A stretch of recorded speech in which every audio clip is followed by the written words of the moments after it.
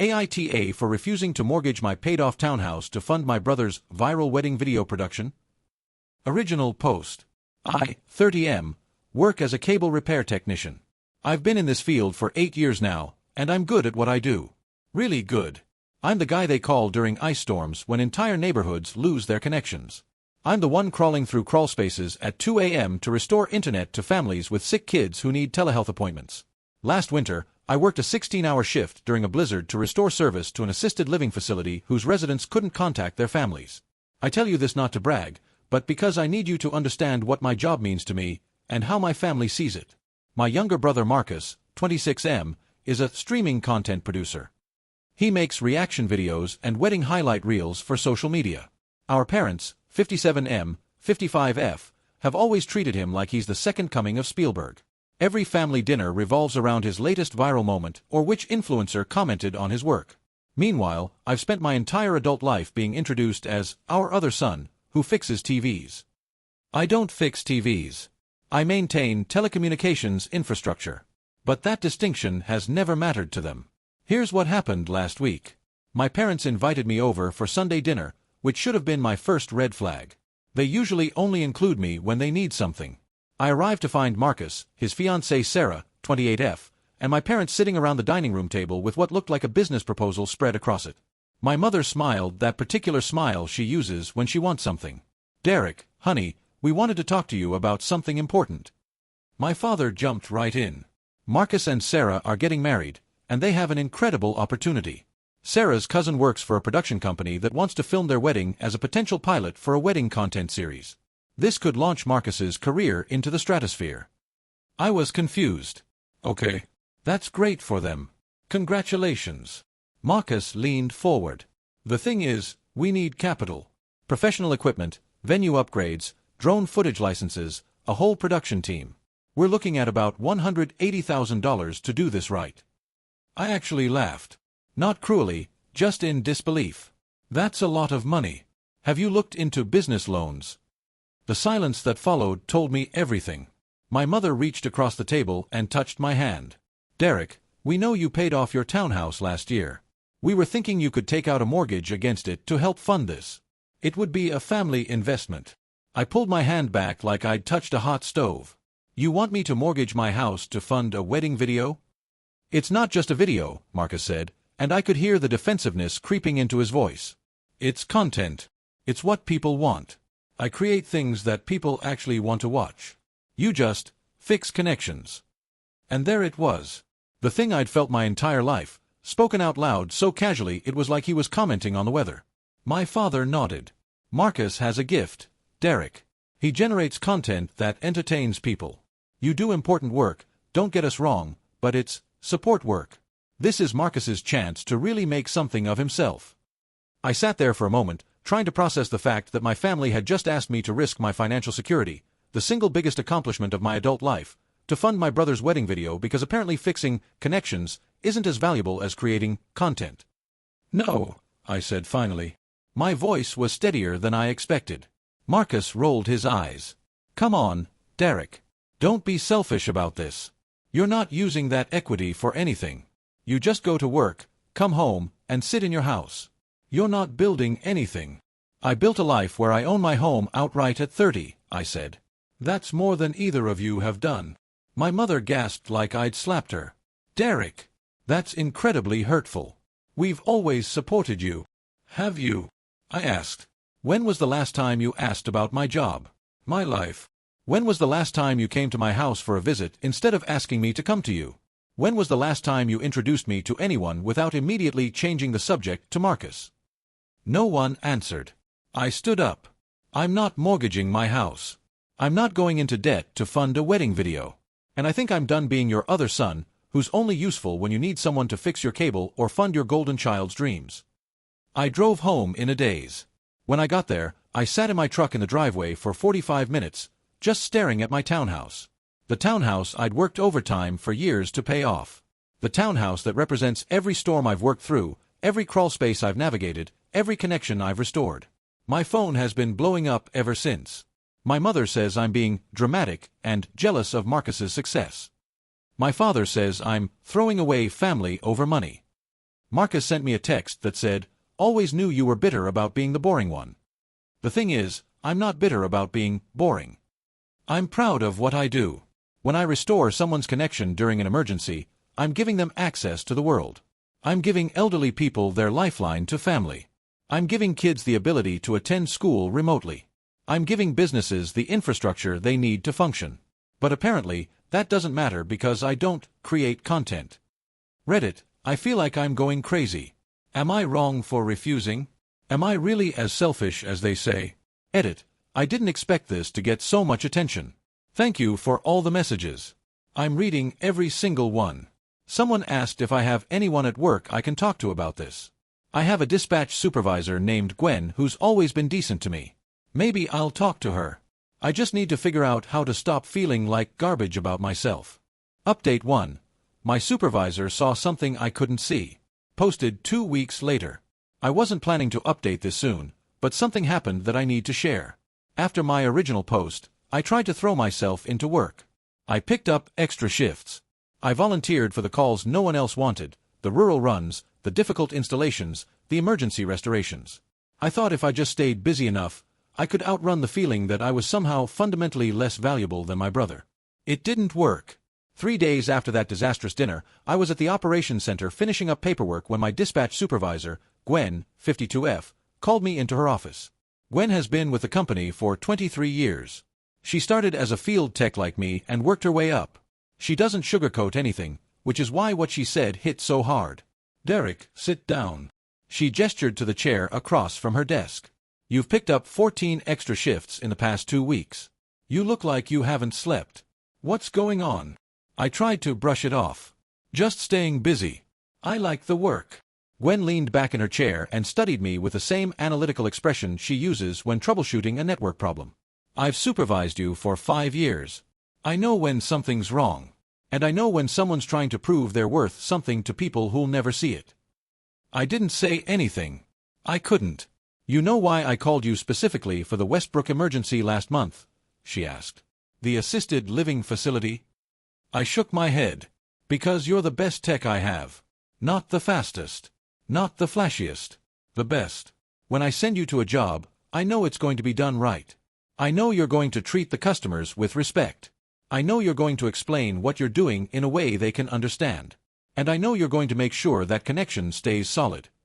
She paused, and her voice softened. "But I also see someone who doesn't believe any of that. And I'm guessing that's not new." I finally broke. I told her everything: the dinner, the mortgage demand, the years of being the other son, the way my family sees Marcus's content creation as art and my infrastructure work as nothing. Gwen listened without interrupting. When I finished, she reached into her desk drawer and pulled out a business card. "This is Dr. Patricia Chen. She specializes in families where one kid gets put on a pedestal and the other gets used as a support system. I know because I was the support system kid too. I spent 30 years trying to prove I was as valuable as my sister the doctor before I finally got help." I looked at the card. A therapist. A good one. One who understands what it's like to grow up believing you're the family workhorse while someone else is the show pony. Gwen smiled slightly. "You're not crazy, Derek. You're not selfish. You're someone who was taught to believe their worth was only in what they could provide for others. That's a pattern, and it takes professional help to break it." I took the card. My hand was shaking. "And Derek," Gwen added as I stood to leave, "I meant what I said. You're the best tech I have. The infrastructure you maintain carries every piece of content that people like your brother create. Without us, none of their precious content would reach anyone. We're not less than. We're the foundation." I called Dr. Chen that afternoon. My first appointment is next week. In the meantime, my family hasn't let up. My mother left me a voicemail saying she's deeply disappointed in my selfishness. My father sent a text explaining that Marcus's opportunity is time-sensitive and I'm ruining his chances. Marcus himself has been doing what Marcus does best: passive-aggressive posts on social media about family members who don't support creativity. But for the first time in my life, something strange is happening. Their words hurt, but they're not destroying me like they used to. It's like Gwen naming the pattern made it visible. I can see now that they've always done this. They've always treated me like my only value was in what I could give them. I'm not giving them my house. I'm not giving them my security. And I'm starting to think maybe I don't have to give them my peace of mind either. We'll update after I start therapy. Edit. A lot of people have asked about Sarah, Marcus's fiancée. I honestly don't know her well. She's been quiet during most family events. I found out from her Instagram bio that she works in broadcast engineering, which I thought was ironic given the situation. Someone commented that she might understand infrastructure better than my family does. I guess we'll see. Update 2. Therapy is teaching me things I never knew. Posted 6 weeks after original. Where do I even start? I've been seeing Dr. Chen for about a month now, and it's like someone turned on a light in a room I'd been stumbling through in the dark my entire life. The first session was brutal. Dr. Chen asked me to describe my childhood, and I started telling her about normal stuff, family dinners, holidays, school events. But she kept asking follow-up questions, and slowly, this pattern emerged that I'd never consciously seen. Who did they photograph at my 8th birthday party? Marcus doing a comedy routine. Who did they brag about at parent-teacher conferences? Marcus's drama club performances. When I won an award for perfect attendance in middle school, what happened? My parents missed the ceremony because Marcus had an audition. When I got a scholarship to trade school, how did they react? They asked if I could defer a year so Marcus wouldn't feel overshadowed when he graduated high school. When I paid off my townhouse, what did they say? That's nice, Derek. Have you seen Marcus's new video? Dr. Chen introduced me to a concept called the golden child and scapegoat dynamic. In families with this pattern, one child is idealized and protected while the other is expected to sacrifice and support. The scapegoat child often grows up believing they're fundamentally less worthy of love and success. The scapegoat isn't actually less valuable, Dr. Chen explained. They're often more responsible, more competent, and more emotionally mature. But they've been trained to believe their worth comes from service to others, particularly to the golden child. That hit me like a truck. She gave me homework, write down every time I'd made a sacrifice or concession for Marcus's benefit. That list filled 3 pages of my notebook. Skipped vacations so Marcus could have better equipment. Loaned money that was never repaid. Changed my schedule to attend his events while he never attended mine. And now, mortgaging my house. The request for you to mortgage your home isn't about the money, Dr. Chen said in our 3rd session. It's about maintaining the dynamic. In their worldview, your role is to support Marcus. Your needs, your security, your success, those are irrelevant. The fact that you said no threatened the entire family structure. I've been practicing something Dr. Chen calls boundary setting with acknowledgement. It means I can recognize my family's feelings without letting those feelings override my own needs. For example, I understand you're disappointed, but I won't be putting my home at risk. 2 weeks ago, I tried it. My parents invited me over again. I went, because I wanted to face this with my new understanding. The dinner started civilly enough, but within 20 minutes, my mother steered the conversation back to the wedding funding. Derek, we've had time to cool down, she said. We're hoping you've reconsidered. Marcus's opportunity. I understand this opportunity is important to Marcus, I said, using the script I'd rehearsed with Dr. Chen. But I won't be mortgaging my home to fund it.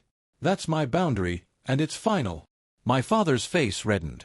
After everything we've done for you. What specifically? I asked calmly. What have you done for me that you expected repayment for? Because I don't recall borrowing anything. I put myself through trade school. I saved for my own down payment. I worked for years to pay off my house. What am I repaying? The silence was deafening.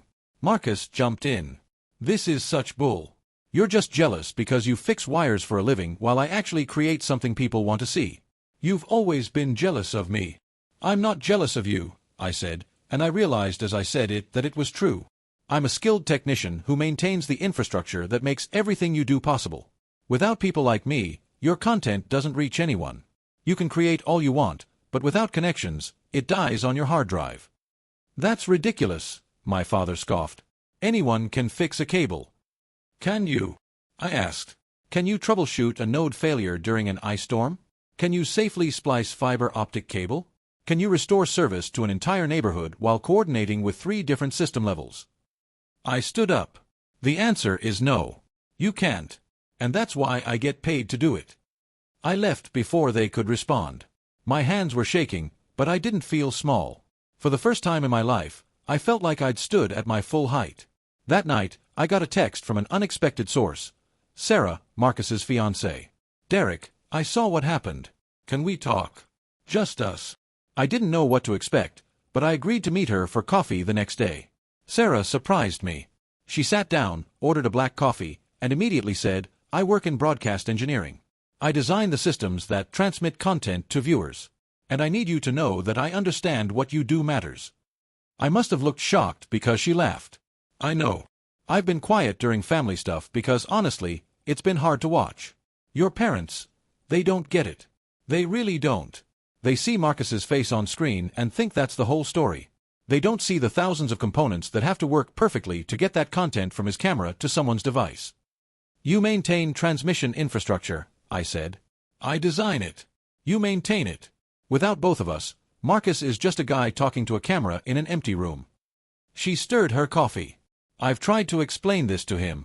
I've tried to explain that content creators are only as good as the infrastructure that carries their work. But he grew up being told he was special, so he's never had to think about it." "That sounds familiar." Sarah nodded slowly. "I know your parents asked you to mortgage your house. That's insane. No reasonable person would ask that. And I've told Marcus as much." She paused. "He doesn't see it yet. But I'm working on him." "Working on him?" "Marcus isn't a bad person," she said carefully.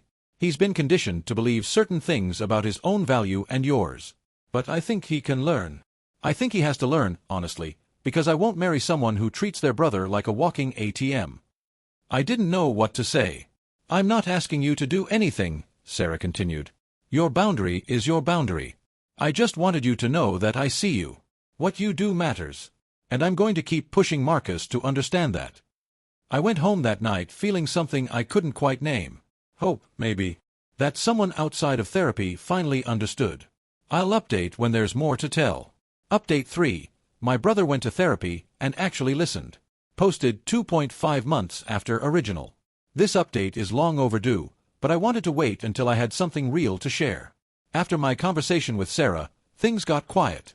My parents stopped calling after I sent them a letter explaining that I would no longer discuss the mortgage request and that any future relationship would depend on them respecting that boundary. I didn't hear from Marcus directly, though Sarah occasionally texted me updates, making progress. "Had a breakthrough today. He's starting to see it." I didn't know what to expect from those messages, so I tried not to expect anything. 3 weeks ago, Marcus asked if we could meet. Just the two of us, no parents, no Sarah. I agreed, but I chose the location, a diner near my work where I felt comfortable. He looked different when he arrived. Not physically, but something in his demeanor. Less performative. Quieter. He ordered coffee and sat across from me for a full minute before speaking. "Sarah made me go to therapy," he said finally. "Okay." At first, I thought it was about wedding stress. Or about how to manage your stubbornness. He winced at his own words. "Sorry. That's what I thought at the time." I waited. But it wasn't about that. The therapist, her name's Dr. Morrison, started asking me about our family. About how Mom and Dad treated both of us growing up. About what I believed about my own work versus yours. He rubbed his face with both hands. "Derek, I said some really terrible things to you. At that dinner, and before. Things I'd been saying my whole life without thinking about them. And Dr. Morrison helped me understand why." "The golden child dynamic," I said. Marcus's eyes widened. "You know about that?" "I've been in therapy too." He nodded slowly. "Then you know what I'm about to say.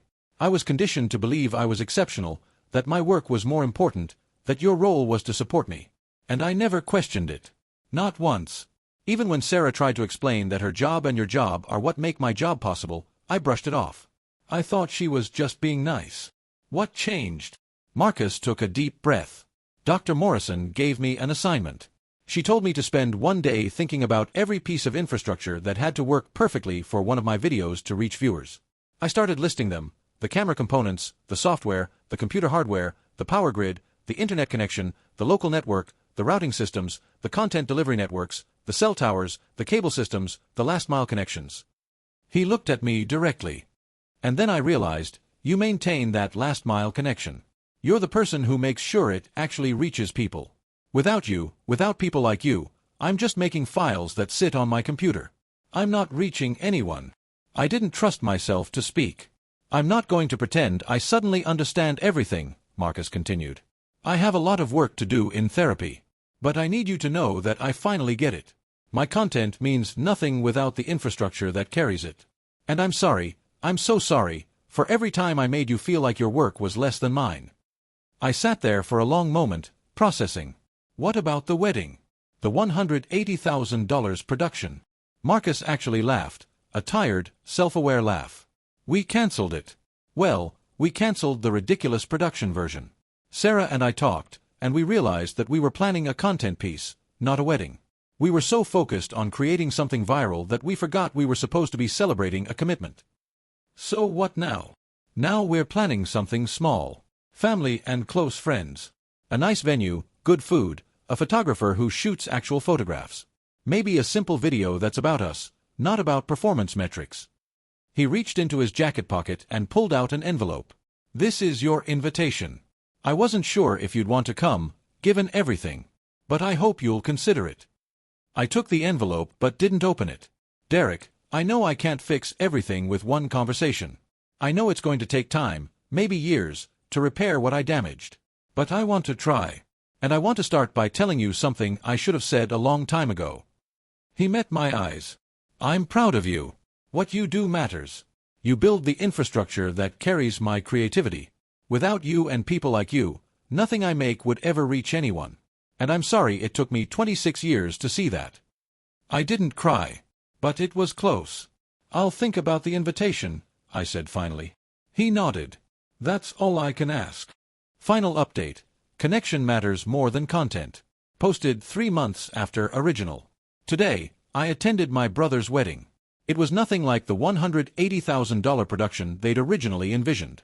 They held it at a converted warehouse venue with exposed brick and string lights. Sarah's mother made the centerpieces.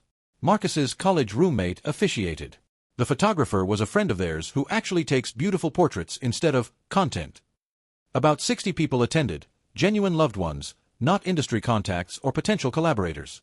My parents were there, though our relationship remains complicated. We've had some difficult conversations over the past few months, facilitated by Dr. Chen. They're starting to understand the damage their favoritism caused, though old patterns are hard to break. Progress is slow, but it's real. What mattered most was the ceremony itself. When Marcus stood at the front with Sarah, he gave a speech that I'll remember for the rest of my life.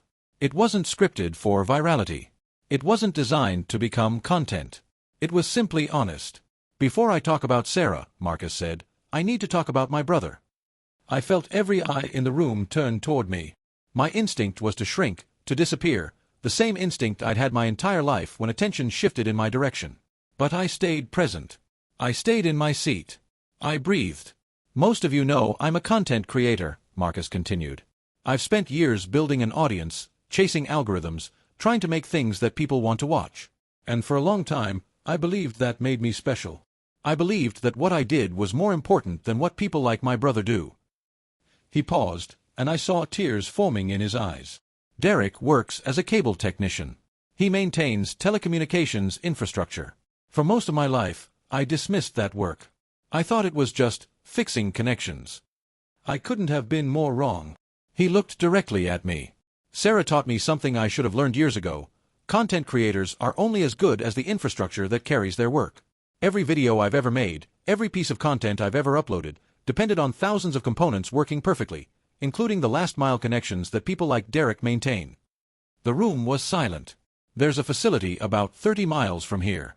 An assisted living home. Last winter, they lost service during an ice storm. The residents couldn't contact their families. They couldn't access telehealth. They were isolated and scared. My brother worked 16 hours in that storm to restore their connection. Because he understands something I didn't. Connection matters more than content. Reaching people matters more than impressions. Being there for someone when they need you matters more than going viral. He took a shaky breath. Derek, I spent too many years looking down on what you do. I was wrong. You build the infrastructure that carries my creativity. You connect people when it matters most. And I'm proud, genuinely proud, to be your brother. I didn't trust myself to respond. I just nodded. But I felt something shift in my chest, something that had been locked up for 3 decades finally releasing. The rest of the ceremony was beautiful. Sarah and Marcus exchanged vows that focused on partnership and mutual respect. They talked about building a life together, not a brand. When they kissed, people cheered, not because it would look good on camera, but because two people they loved had just committed to each other. At the reception afterward, Sarah found me at the bar. "That speech wasn't my idea," she said. "That was all Marcus. He worked on it for weeks." "It meant a lot," I admitted. She smiled. "You know what I realized while planning this wedding? A big production wouldn't have mattered if the infrastructure failed. We could have had 100 cameras and professional lighting and the perfect content strategy, and none of it would matter if the basic connections didn't work. The DJ couldn't play music. The caterer couldn't process payments. People couldn't share photos. Connection comes first. Always. Spoken like a broadcast engineer. Spoken like someone who finally got her fiancé to listen." She clinked her glass against mine.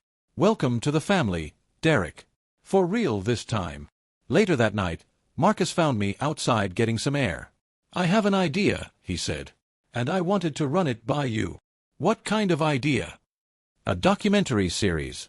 About essential workers, cable techs, electrical linemen, water treatment operators, people who maintain the infrastructure everyone else takes for granted. I want to tell their stories. The real stories, not content-optimized versions. Just showing people what it actually takes to keep society running." I raised an eyebrow. "You want to make content about the people who enable content?" "I want to show people that connection matters more than content," Marcus said. "I want to help viewers understand that the person fixing their internet during a storm is just as valuable as any influencer they follow. Maybe more valuable." He paused. "And I was hoping you'd consult. Help me get the technical stuff right. Make sure I'm representing people like you accurately." I thought about it for a long moment. A year ago, hell, 3 months ago, I would have assumed this was another way for Marcus to use me. Another way to extract value from the support system, brother. But I've learned things in therapy. I've learned to trust my own perception. And what I perceived from Marcus wasn't exploitation. It was genuine interest. Genuine respect. "I'll think about it," I said. Marcus grinned. "That's what you said about the invitation. And I showed up, didn't I?" We stood there for a while, looking up at the stars. Two brothers who had spent 30 years in a broken dynamic, finally starting to find solid ground. Epilogue, 6 months later. I'm writing this final update from my townhouse, my still mortgage-free townhouse, on a quiet Saturday morning. A lot has changed since the wedding. My parents and I are in family therapy together. It's hard work, and there are sessions where old patterns resurface and we have to start again. But they're trying. For the first time in my life, they're actually trying to see me as a whole person instead of a support system for Marcus. Marcus and I meet for dinner every couple of weeks. We're learning how to be brothers instead of competitors, or more accurately, instead of golden child and scapegoat. He asks about my work now. He actually listens when I explain what I do. And when he doesn't understand something, he asks follow-up questions instead of changing the subject. The documentary project is moving forward. We've interviewed 6 essential workers so far, 2 linemen, a water treatment supervisor, a waste management coordinator, a telecommunications tech, me, though we're not leading with that, and a 911 dispatcher. Marcus is committed to telling their stories without sensationalizing them. Just real people doing essential work, explaining why it matters. We're calling it Foundation. Because that's what infrastructure is.